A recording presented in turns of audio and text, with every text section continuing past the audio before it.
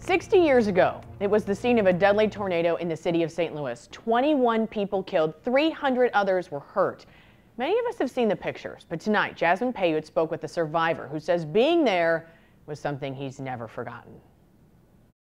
It just leaped right over it, and then when it leaped right over it, it came down a few blocks over it, but it spared our place. Carl Sapp says he was only 2 years old when the historic 1959 tornado ripped through St. Louis.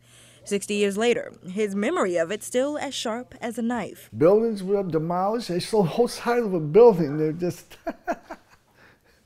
oh, it was a mess down there. Oh, man. Carl lived near the intersection of Gibson and Boyle at the time. The twister touched down around 2 o'clock in the morning. It started on Manchester Road before making its way to Boyle, Olive, Page, and Grand. Oh, man, we were lucky that night. We slept right through it because I'm a sound sleeper. We slept right through it. Many dreaming St. Louisans, like Carl, had no idea they were waking up to a nightmare. But the weather was calm.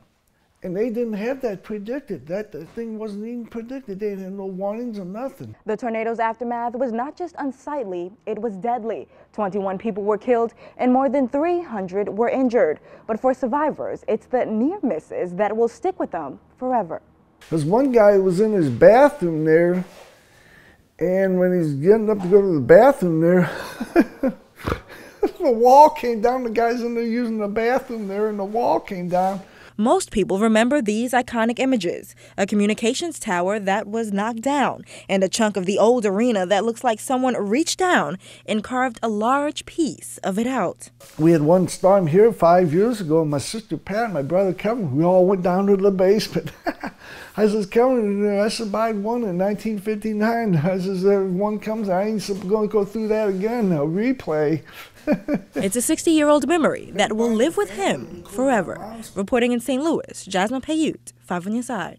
The tornado also damaged Gaslight Square that was a popular hangout for artists, musicians, and nightlife until the late 1960s.